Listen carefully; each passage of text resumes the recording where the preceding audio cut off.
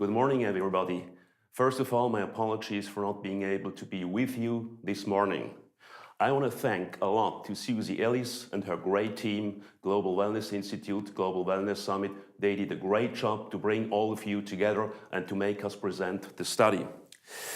What is special about this study? It's not going to be a usual wellness study. This study is going to look at what is technologically possible over the next 10 to 12 years. So we're not just looking at what exists, slightly optimize it, a little bit extrapolation, but we look at what are the new disruptive technologies that might bring new technologies of happiness and how the wellness industry can profit out of that. Let me start with two simple examples. The first one is data fashion. Biofeedback is the new black. It's clothes that can read your emotions.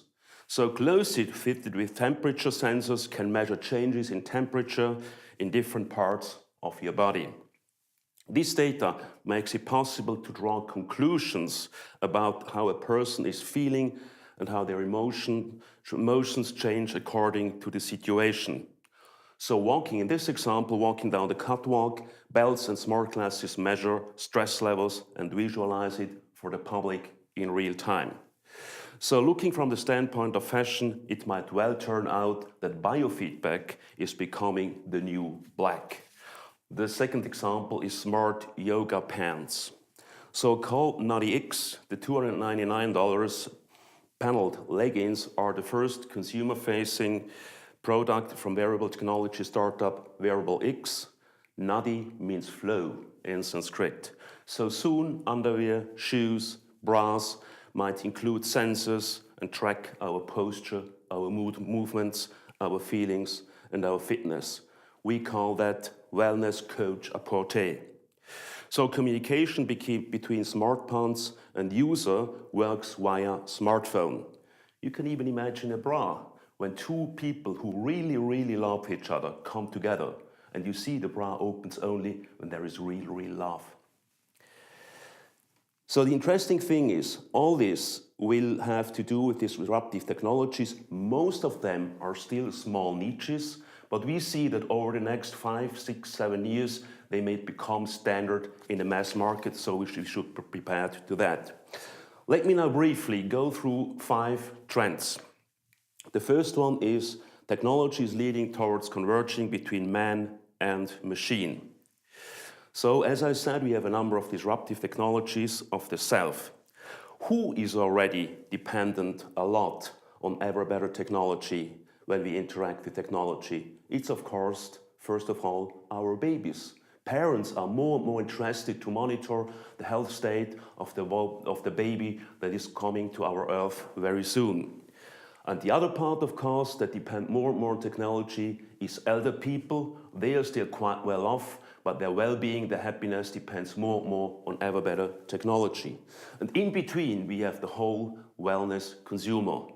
I think the most important is to understand wellness industry is not about being the opposite of modern technology.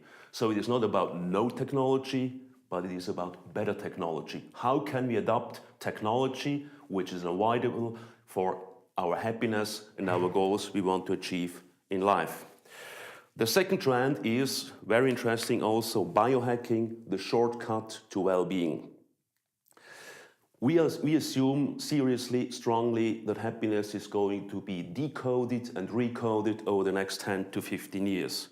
And the key players here are also in niches. This is the so-called biohacking scenes. These, ladies and gentlemen, these are scenes that started as a DIY biology movement in the late 80s. You have a lot of young researchers who didn't want to be in large institutions like corporations, like universities or government buildings. They want to redefine nature, redefine age, and redefine illness from their niches, from their new way how they perceive all these new technologies. Today, this subculture is emerging, is becoming more larger, and is highly interesting because it attracts people from various disciplines that are very interesting for the the wellness industry, it is data science, neuroscience, biotech, extreme sports, nutritional science, alternative agriculture, and so on. So we believe that from the perspective of a biohacker, well-being is going to be an engineering challenge that can be decoded and recoded. We just suggest we quickly look at Mickey Siegel's suggestion. This is where we see that the wellness industry might go and learn and adapt. The third trend is data selfies. It's not only interesting to see what we can do with technology, it's also interesting to see how machines, our devices, see us. This gives a new perspective. So the data selfie means we are becoming machine readable ever better.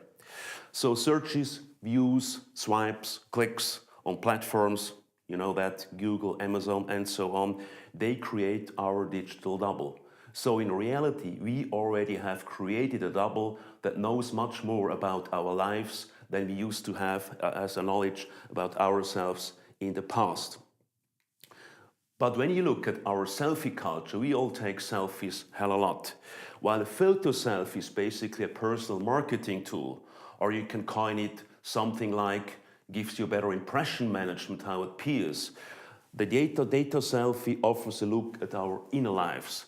So it can tell you and predict you your emotions, your emotional state, and all that goes on in your inner mind and in your inner body. Or you can also think of a head, of a face with skin problems. Artificial intelligence can easily go through hundreds of thousands of pictures, monitor them, match them, and they can predict what kind of illnesses you have. No expert, no doctor can ever do that, even if it is a highly acclaimed specialist. Remember also the story of Snow White. The mirror we use in the morning will become the smart mirror. This will be the key interface for the wellness and health industry in the future. So let's go to trend number 4. Biofeedback replaces surveys. Our mood soon will be measured everywhere and always. It already does, indeed. Facial recognition and voice recognition are getting better and better and better. Think also of Alexa, Siri, and all these tools. Think 5 years back. Think 5 years in the future. They improve, and they improve. You can call that effective computing. Apple, for example, has recently bought Emotion, to give you an example, one of the leading companies for facial recognition technology. It is possible that you will soon hear Siri volunteering questions like this: your facial expression seems sad. Should I download Trainwreck for you? From iTunes, of course. Meaning we no longer need traditional surveys. Biofeedbacks are much faster and much more reliable. They are more precise. So we as human beings learn step by step who we really are, how we really behave, and not what we pretend to do. Of course, to be honest, this might be a blow to many of us in the first step, but we will get over it, learn, and become happier than before. So to sum this, we can say this will lead to what we call predictive care. Like in the car industry, which is a good analogy, we have for maintenance of our cars, we have better and better predictive monitoring.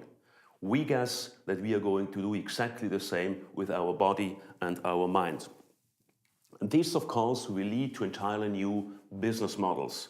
When we look at the past, very often the wellness industry, which is a young industry, didn't really care about the business model. I think that the data-driven economy will give much more opportunities to recombine the business model of the wellness industry. Here is the model: pay as you live is how we coin it. You all know certainly the concept of miles and more, collecting miles when you fly with airlines. This is a good role model for developing other incentives and other business models.